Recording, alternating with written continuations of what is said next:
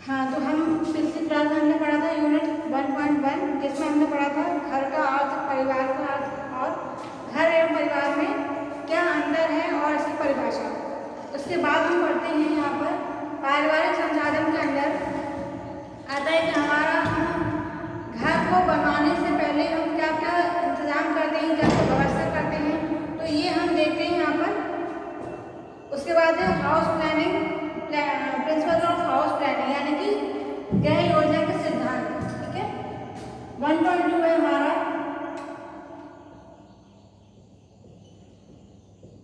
गृह योजना के सिद्धांत। तो सबसे पहले हम देखते हैं गृह योजना में हमें कौन कौन से सिद्धांत हैं, कौन कौन से नियम हैं जिनका हमें पालन करना आवश्यक होता है। तो गृह योजना के जो नियम है या सिद्धांत हैं, तो सबसे पहले हम देखते हैं कि इसका सिद्धांत क्या है, इसकी भूमिका क्या है।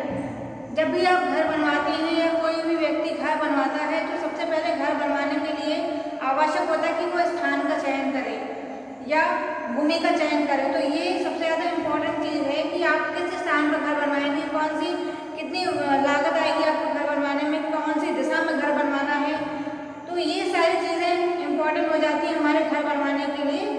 और यहाँ पर हम देखते हैं कि कौन कौन से पॉइंट हैं, कौन कौन से बिंदु हैं जिन पर हमें ध्यान देना आवश्यक है घर बनवाने के लिए या गृह निर्माण की योजना सिद्धांत में। तो पहला है हमारा लागत या आर्थिक व्यय।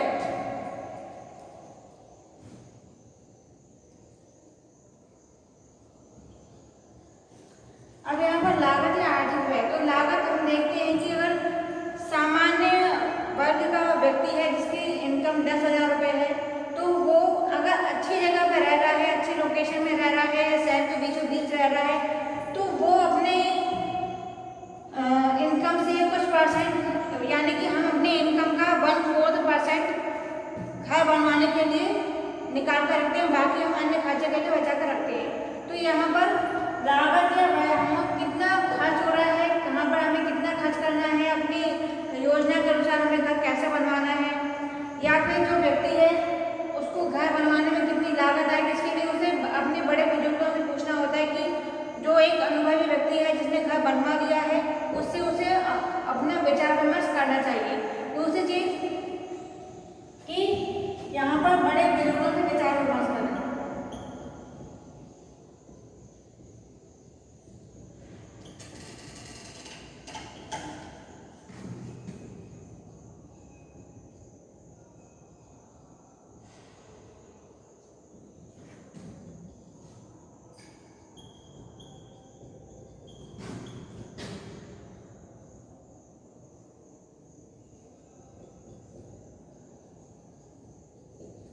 अब देखिए पहली पॉइंट है हमारा लागत और आर्थिक व्यय के अंदर कि बड़े बुजुर्गों से विचार विमर्श करें, क्योंकि उनके पास अपना एक्सपीरियंस है, अपना अनुभव है कि हमें किस प्रकार से कैसे घर बनवाना है, कहाँ पर घर बनवाना है, शहर के बीचों बीच में किस स्थान पर बनवाना चाहिए।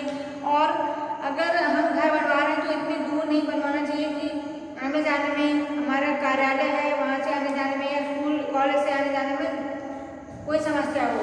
तो बड़े बुजुर्गों से हमें विचार विमर्श कर लेना चाहिए कि कितने परसेंट में कैसे हमें मकान बनवाना है, उनका अनुभव हमें ले लेना चाहिए। दूसरा 8 से 1/4 भाग व्यय करना चाहिए, यानी कि किसी भी व्यक्ति की जो आय है उससे हमें 1/4 हिस्सा लेकर रखना चाहिए और उसको ही हमें घर बनवाने में खर्च करना चाहिए, ना कि सारे इनकम हमें खर्च कर देना चाहिए। क्योंकि अगर हम सारे इनकम खर्च कर देंगे तो हमें आर्थिक तंगी का सामना करना पड़ सकता है। अगर घर बनवा रहे हैं तो घर के साथ साथ हमें अन्य खर्चे भी देखने हैं, जैसे कि शिक्षा का है, दवा का है, हॉस्पिटल का खर्चा है या शादी विवाह का खर्चा है। तो ये सारे खर्चे होते हैं। तो यहाँ पर आय के लिए आय से हमें 1/4 भाग खर्च करना चाहिए मकान बनवाने के लिए।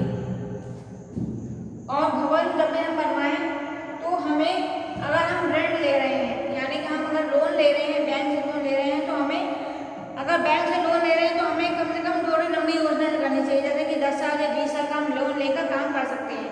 तो लोन लेकर गए, जैसे कि 1/4 लिखा हुआ है, तो वहाँ पर 110% आप किस्तों में दे सकते हैं, बाकी आप अन्य खर्च के साथ कर सकते हैं।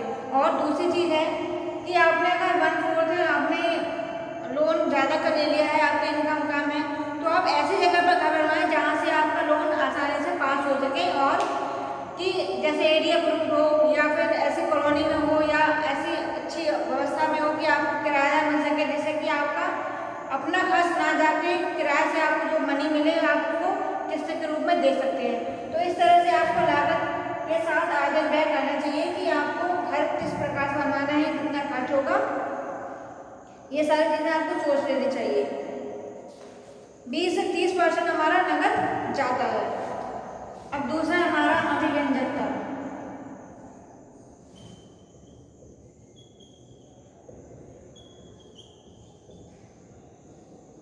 अभिव्यंजकता अभिव्यंजकता से हमारा तात्पर्य है कि जब भी हम किसी के घर को देखते हैं, किसी के मकान को देखते हैं, तो मकान इस प्रकार से बाहर से इतना आकर्षक होना चाहिए कि आप समझ सकें कि उस व्यक्ति की मानसिकता क्या है या उसका प्रोफेशन क्या है। जैसे कि किसी कलाकार का घर होगा तो बाहर से साफ सुथरा सुंदर सजा हुआ होगा, और किसी शिक्षक का होगा तो उसी प्रकार से होगा। अगर किसी डॉक्टर का है तो बाहर उसका बोर्ड लगा होगा या उसी प्रकार से उसका सिंपलिसिटी के साथ उसने घर बनाया होगा। तो आप अगर उसके घर की जो हमारा बाहरी रूप है, घर का जो बाहरी रूप है, उससे हम देख के पता लगा सकते हैं कि सामने जो अंदर घर के अंदर जो व्यक्ति रह रहा है उसकी मानसिकता क्या है और वो किस प्रकार का, किस जाति का या उसकी विचारधारा कैसी है, ये हम पता लगा सकते हैं। जैसे कि अगर राजस्थान का हम घर देखें तो वहाँ पर कई आप देखते हैं कि हाथ जोड़े हुए वेलकम के लिए लोग घर के बाहर मूर्ति लगा देते हैं। आज भी गाँव में आप देखते हैं। तो अगर घर कच्चे मकान का है या कच्ची भूमि में है या घर पक्की भूमि में है, अच्छी कॉलोनी में है, तो उसी प्रकार से हम समझ सकते हैं कि घर कहाँ पर है और किस प्रकार के व्यक्ति का है। तो यहाँ पर अभिव्यंजकता एक बहुत बड़ी कारण है। हमारे रहने सहने का तरीका, सोचने का तरीका, घर को देखकर पता चल जाता है कि हमें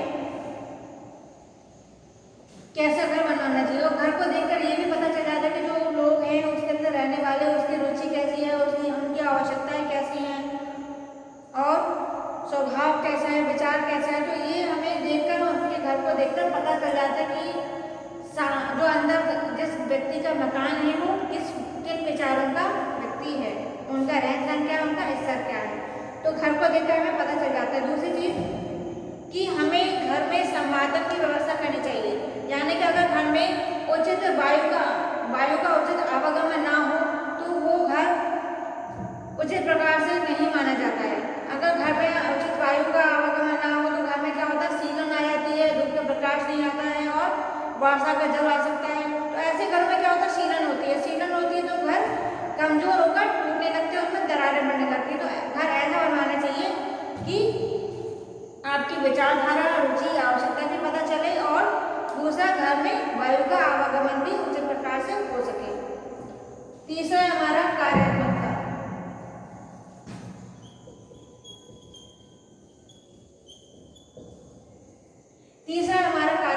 तो कार्यात्मकता का क्या अर्थ है कि अगर आपका घर है, घर में आप क्या करते हैं, अलग अलग प्रोफेशन में रहते हैं। तो हम जो व्यक्ति है अलग अलग प्रोफेशन का, जैसे कि शिक्षक है, टीचर है और डॉक्टर है, वकील है या फिर किसान है, तो वो अपने घर से ही कुछ कार्य करना प्रारंभ करता है। जैसे कि मान लीजिए डॉक्टर है तो डॉक्टर के पास रात में भी कभी कभी इमरजेंसी में लोग आ जाते हैं चेक करवाने के लिए। तो उसी प्रकार से उसका घर होना चाहिए कि घर बाहर से भी हम अपने कार्य को घर के अंदर से भी कर सकते हैं। जैसे कि हम एक कमरा अलग से ले लें, वहाँ पर हम अपना क्लिनिक खोल सकते हैं, अपने घर पर चेक कर सकते हैं, या फिर हमें उसके लिए अलग कार्य की आवश्यकता होती है, अलग घर की आवश्यकता होती है, अलग कमरे की आवश्यकता होती है। तो एक ही अलग कमरे को लेकर हम अपने घर से भी कार्य कर सकते हैं। जैसे वकील है, वकील अपने क्लाइंट से मिलेगा तो उसके लिए अलग कक्ष की आवश्यकता होती है। टीचर है, ट्यूशन पढ़ाने के लिए अलग कक्ष की आवश्यकता होगी। किसान है, भंडारगृह, जो अनाज उनका भंडार होता है, उनके भंडारण के लिए अलग कक्ष की आवश्यकता होती है। तो इसी प्रकार से हमारा जो कार्यात्मकता है या बिजनेसमैन तो अपना अलग कार्य करेगा, तो उसी प्रकार से उसी कार्यात्मकता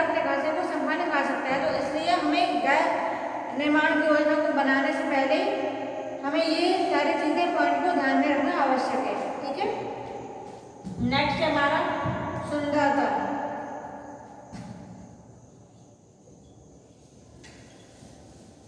नेक्स्ट है सुंदरता। अगर हम घर बनवा रहे हैं तो हमें सबसे पहले ध्यान रखने की आवश्यकता है कि हम घर हमारा बाहर से सुंदर हो, बाहर के साथ साथ अंदर से भी सुंदर होना चाहिए। जैसे कि दो प्रकार से है बाहरी सुंदरता,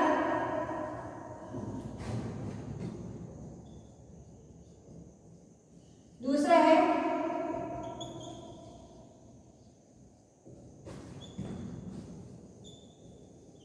आंतरिक सुंदरता। तो दो प्रकार से हम सुंदरता देख सकते हैं। अगर बाहरी सुंदरता तो बाहर का जो बनावट है, मकान की बनावट है, आउटर है, वो इस प्रकार से दिखाई दे रही है, वो हमारे बाहर का सुंदरता है कि अगर व्यक्ति बाहर से देख रहा है तो उसे आकर्षक लगे, तभी वो हमारे अंदर के अंदर आएगा।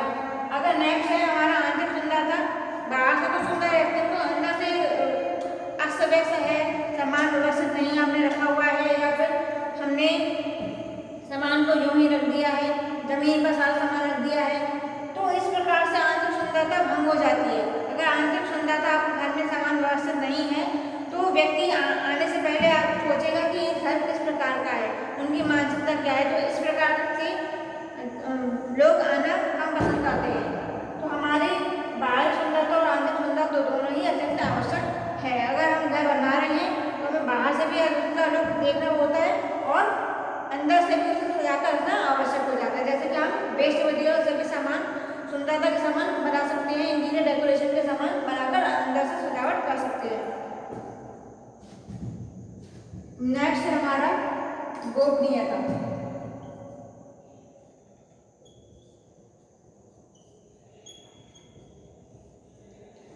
अब नेक्स्ट पॉइंट है गोपनीयता। तो गोपनीयता में दो पॉइंट है हमारे।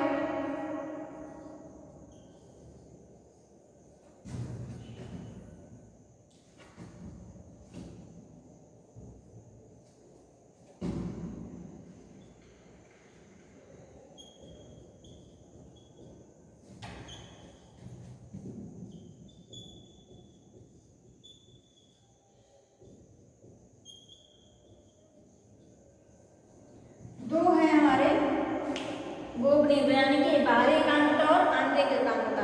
अब यहाँ पर गोपनीयता कि हम बाहर वाले जो हैं व्यक्ति हैं, जैसे कि हमारा घर अगर बीच मार्केट में है या कॉलोनी के बीच में है, तो ऐसा घर होना चाहिए कि बाहर से जो भी व्यक्ति जा रहा है वो हमारे अंदर देख ना सके कि क्या कार्य हो रहा है, किस प्रकार कितने लोग बैठे हैं, या कोई भी हम कार्य कर रहे हैं, तो ऐसा अच्छा नहीं लगता कि हम जो भी हम कार्य करें वो बाहर वाला देख सके। ठीक है, तो ऐसे हमें अपने घर को इस प्रकार से बनवाना चाहिए कि उसमें गोपनीयता बनी रहे। जैसे कि कुछ दरवाजे होते हैं उनमें जालियां सी होती है, तो बाहर से सारा व्यक्ति देख लेता है कि अंदर क्या कार्य हो रहा है। ऐसा नहीं होना चाहिए, हमें करना चाहिए बाहर से बिल्कुल ऐसे गेट बनवाने चाहिए कि बाहर से अंदर उनमें ना देखे कि हाँ क्या कार्य किया जा रहा है घर के अंदर। दूसरी चीज, एक तो हम गेट का ध्यान रखते हैं, दूसरा हम ध्यान रखते हैं कि अगर हमने जो घर बनवाया है उसके चारों ओर बाउंड्री कर दी जाए। बाउंड्री करने से क्या होता है कि आप जो ऊंची ऊंची से बाउंड्री कर देते हैं तो उससे हमारे घर में पशुओं से भी रक्षा होती है और बाहर के व्यक्ति भी नहीं पता चल पाता कि घर के अंदर क्या हो रहा है। तो हम गेट के द्वारा और बाउंड्री के द्वारा हम बाहरी एकांतता को बनाकर रख सकते हैं। जैसे कि किसी का घर बीच मार्केट में है, तो बीच मार्केट में होने के कारण क्या होगा कि अगर घर उसका बिल्कुल जालीदार है या रॉड वाला है, तो बाहर से सारी चीज़ें दिखाई देती हैं कि घर के अंदर कौन कैसा कार्य कर रहा है, नहा रहा है या बर्तन धो रहा है या कपड़े धो रहा है, सारी चीज़ें दिखाई देती हैं। तो ये उचित नहीं है। तो इसलिए हमें बाहरी एकांतता को ध्यान में रखते हुए गेट मुझे लगवाना चाहिए और जालीदार नहीं बनवाना चाहिए। दूसरी चीज़, गेट के साथ हमें जो घर की बाउंड्री है, सीमा रेखा है जिसे हम बाउंड्री कहते हैं, वो थोड़ी ऊंची होनी चाहिए और उचित प्रकार से बनी होनी चाहिए। दूसरी चीज़ है हमारी आंतरिक एकांतता। आंतरिक एकांतता भी हमारे घर के लिए, घर बनवाने के लिए बहुत ज़्यादा जरूरी है। जैसे कि अगर कोई भी घर है तो सभी घरों में गेस्ट आते हैं, तो गेस्ट आने के बाद क्या कि जितने भी घर हैं उनमें एक गेस्ट रूम के लिए अलग कमरा होना चाहिए और गेस्ट रूम के कमरे के साथ ही अन्य कमरे भी अलग अलग होने चाहिए, जिससे कि बाहर की जो व्यक्ति है वो अंदर कमरे में ना देख सके कि क्या कार्य हो रहा है, कैसे हम, क्योंकि हम घर में अन्य कार्य भी कर सकते हैं। जैसे हम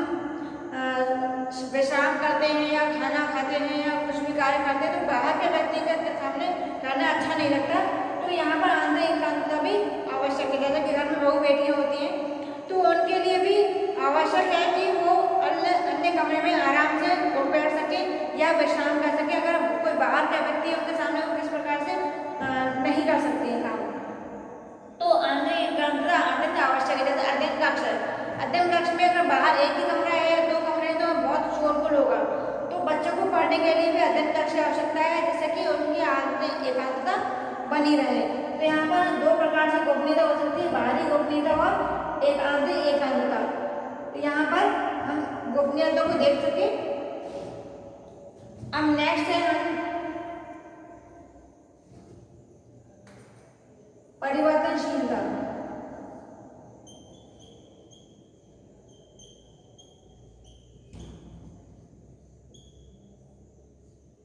नेक्स्ट है परिवर्तनशीलता। परिवर्तनशीलता अगर जैसे हमारा कोई भी घर है या परिवार है जिसमें दंपति रह रहे हैं, आर्थिक स्थिति और हमारी सामाजिक स्थिति दोनों को ही वो हमेशा दिखाता है हमारा घर कि हमारी आर्थिक स्थिति क्या है और पारिवारिक स्थिति क्या है। तो उसी प्रकार से हमारे घर में परिवर्तनशीलता आ जानी चाहिए। जैसे कि अगर कोई व्यक्ति है उसका अभी नई विवाह हुआ है और उसके 2 बच्चे हैं तो वो एक ही परिवार में एक ही मकान में या 2 मकान के साथ रह सकता है। किंतु अगर उसके साथ उसके माँ बाप भी हैं, भाई बहन भी हैं और उसका संयुक्त परिवार है तो उसको अन्य कमरों की आवश्यकता होगी। जैसे कि अध्ययन कक्ष के लिए बच्चों के अध्ययन कक्ष अलग है, या बच्चे बड़े हैं तो उनसे मिलने वाले जो रिश्तेदार हैं, रिश्तेदार आते हैं तो उनके लिए अलग कक्ष की आवश्यकता होती है, या पेरेंट्स हैं उनके लिए अलग कक्ष की आवश्यकता होती है, रसोई घर की आवश्यकता होती है, हस्बैंड वाइफ के उनके लिए अलग शयन कक्ष की आवश्यकता होती है। तो ऐसे ही परिवर्तनशीलता हमारे परिवार में आती जाती है जिसके कारण हमें परिवार के लिए आवास की आवश्यकता को ध्यान में रखना चाहिए और इस सिद्धांत को भी परिवर्तनशीलता के सिद्धांत को भी ध्यान में रखना चाहिए कि बार बार जैसे कि हम इस प्रकार से कर बनाए कि अगर भविष्य में अगर परिवार चेंज होता है या सिंगल फैमिली या संयुक्त फैमिली हो जाती है तो हम किसी को अगर अलग कक्ष की आवश्यकता है, बहू बेटे को अलग कक्ष की आवश्यकता है तो हम अलग कक्ष दे सकें। इस प्रकार से परिवर्तनशीलता को ध्यान में रखना अत्यंत आवश्यक हो जाता है। अब है बृहदता।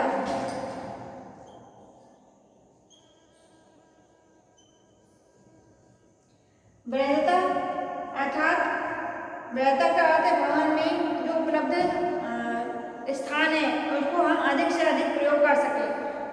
कि अगर हमारा जैसे मान लीजिए कितना भी बड़ा घर हो या 100 गज का हो या 200 गज का, तो हम उसे इस प्रकार से व्यवस्थित करें, इस प्रकार से घर बनाएं कि वो हमें कम से कम जगह में ज़्यादा हम सामान उसका प्रयोग कर सकते हैं। जैसे कि अगर छोटा घर है या कक्ष छोटे हैं तो हम जैसे उसमें वार्डरोब लगा दें या फिर टान निकलवा दें या अलमारी निकलवा दें, उसी जगह को हम जैसे टान ऊपर होता है जिसके नीचे हम उसको प्रयोग कर सकते हैं। सीढ़ियों के नीचे हम अलमारी निकलवा दें या भंडारण के लिए कुछ निकलवा दें, उसका प्रयोग कर सकते हैं। सीढ़ियों के हम डेड बाल भी निकाल सकते हैं। तो वो क्या है कि कम जगह में हम उसका अधिक से अधिक प्रयोग कर सकते हैं।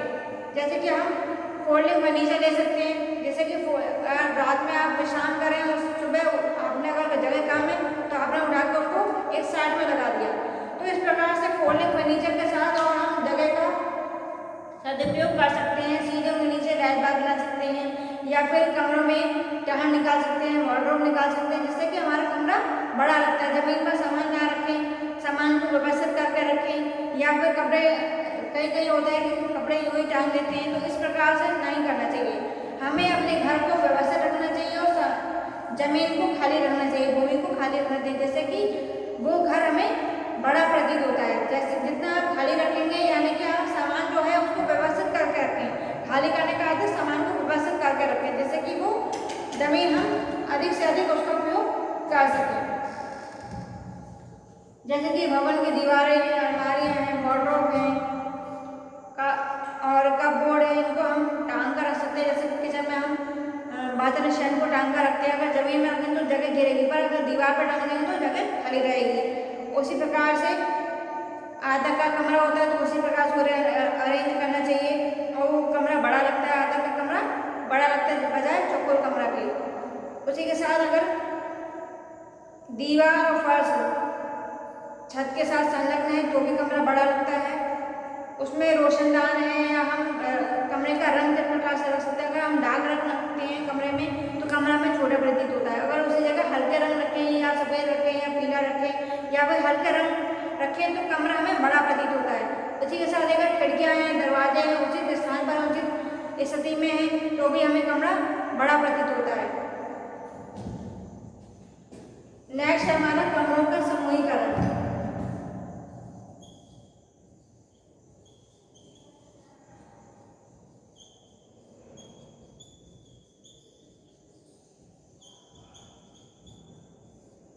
नेक्स्ट है हमारा कमरों का समूहीकरण। जब हम घर बनवाते हैं इस योजना के सिद्धांत को ध्यान में रखते हैं तो साथ ही एक और है हमारा कमरों का समूहीकरण, यानी कि कमरे इस प्रकार से बनवाएं कि एक ही कमरे के साथ सारे कमरे अटैच होने चाहिए। जैसे कि हम कहते हैं मास्टर रूम। मास्टर रूम का क्या अर्थ है कि मास्टर रूम में अब लिविंग एरिया और ड्राइंग रूम एरिया, बैठक कक्ष और रहने का कमरा है ना। लिविंग रूम यानी कि जहाँ पर हम रहते भी हैं, घर के अन्य कार्य करते हैं, सब्जी काटना है या फिर कोई अनाज साफ करना है तो ये काम हम कर सकते हैं। ड्राइंग रूम में बैठकर विचार विमर्श कर सकते हैं। तो ऐसे मास्टर रूम हो गया और मास्टर रूम को डिवाइड करके हम 2 रूम बना सकते हैं, लिविंग रूम और ड्राइंग रूम। उसी के साथ अन्य कमरे भी अटैच होने चाहिए जैसे कि किचन है, रसोई घर और या स्टडी रूम है बच्चों का या चिल्ड्रन रूम है या फिर हस्बैंड वाइफ का रूम है। तो वो कमरा एक दूसरे से जुड़ा होना चाहिए, ना कि अलग अलग होना चाहिए। गेस्ट रूम में वो सारा एक साथ जुड़ा होना चाहिए गैलरी के द्वारा या फिर एक कमरे से दूसरे कमरे में हम गेट की व्यवस्था, दरवाजे व्यवस्था इस प्रकार से करें कि एक कमरे से दूसरे कमरे में आया जा सकता है और गोपनीयता भी बनी रह सकती है। तो इस प्रकार से हम कमरों का समूहीकरण कर सकते हैं कि बाहर से, जैसे कि अगर कमरों का समूहीकरण करते हैं तो बाहर से जो हमें सुरक्षा मिलती है। जैसे कि अगर बाहर से अगर चोर रखे जाए तो हम अंदर ही अंदर अपना कार्य कर सकते हैं और बंद करके रख सकते हैं। और अगर एक कमरा अलग है दूसरा कमरा अलग है तो हमें पता ही नहीं चलेगा कि उस कमरे में क्या हो गया, तो कोई घटना भी कर सकती है। तो इस प्रकार से हमें कमरों को एक साथ अटैच बनवाना चाहिए जैसे कि हम अंदर ही अंदर अपने कार्य कर सकें। एक कमरा दूसरे कमरे से अटैच होना चाहिए। अगर अटैच नहीं होगा तो हमें आने जाने में दुविधा होगी। तो इस प्रकार से हमें कमरों का समूहीकरण को भी ध्यान में रखना आवश्यक हो जाता है। जैसे कि अतिथि क्षेत्र है, कार्य क्षेत्र है, एकांत क्षेत्र है, तो इसको भी हमें ध्यान में रखना चाहिए।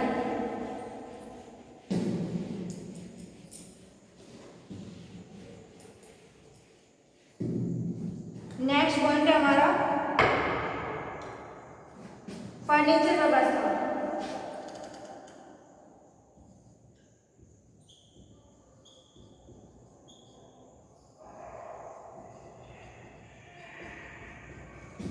नेक्स्ट हमारा फर्नीचर व्यवस्था। जब भी हम अपना घर बनवाते हैं तो इस प्रकार से हमें सोचकर विचार करके बनवाना चाहिए कि हमें कौन कौन सा फर्नीचर की आवश्यकता पड़ेगी, हमें कौन कौन सा फर्नीचर अपने कमरे में अरेंज करना है या व्यवस्थाओं के साथ लगाना है। तो फर्नीचर व्यवस्था जैसे कि अगर हम हस्बैंड वाइफ के रूम में तो वहाँ पर किस प्रकार से फर्नीचर होगा, एक बेडरूम होगा, बेड होगा और एक अलमारी होगी और एक ड्रेसिंग एरिया।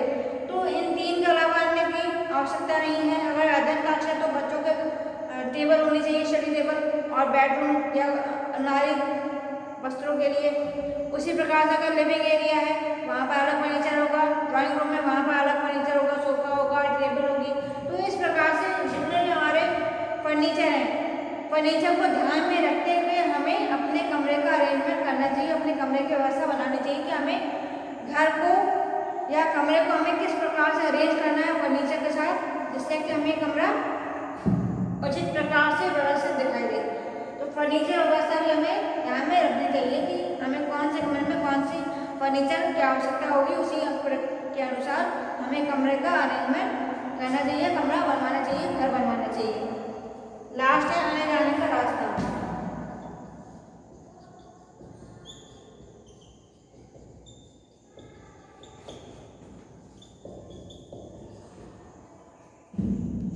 अब है हमारा आने जाने का रास्ता। तो आने जाने के रास्ते में जैसे हम ध्यान में रखते हैं कि अगर हमने देखा कि कमरों का समूहीकरण तो एक कमरे से दूसरे कमरा अटैच है या जुड़ा हुआ है, तो ऐसे नहीं होना चाहिए कि एक कमरे से हम दूसरे कमरे में जा तो रहे किंतु गोपनीयता भंग हो रही है।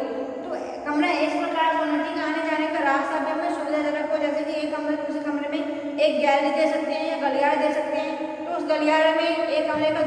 के साथ गेट खुला हो या किचन का गेट खुला हो तो क्या है उसी गली से आएंगे, किंतु मतलब दोनों कमरों का जो गेट है सामने प्रवेश द्वार सामने होगा और हम आसानी से दूसरे कमरे में या जिस कमरे में जाना है उस कमरे में हम जा सकते हैं, कोई दिक्कत नहीं होगी। अगर एक कमरे से हम दूसरे कमरे में जा रहे हैं तो गोपनीयता भंग होती है, तो ऐसा नहीं होना चाहिए। हमें आने जाने का रास्ता छोड़ना चाहिए और आने जाने का रास्ते का ऐसा भी नहीं बनवाना चाहिए कि हमें आने जाने में देर हो रहा है, जैसे कि किचन है अब किचन सबसे आगे है और कमरा वॉशरूम सबसे पीछे है, ऐसा नहीं होना चाहिए। गैस रूम का है, गैस कहीं बाहर जाएंगे या बाहर से हमें अंदर आना है या किचन में जाना है तो ज़्यादा लंबा रास्ता नहीं होना चाहिए।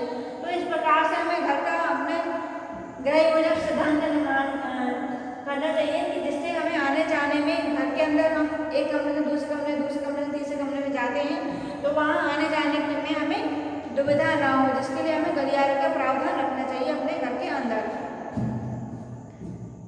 गैलरी बना देते हैं, जैसे हॉल बना देते हैं, बरामदा होता है, तो जिनसे हमें आवागमन की सुविधा अच्छे से मिल जाती है। तो यहाँ हो गया हमारा नई योजना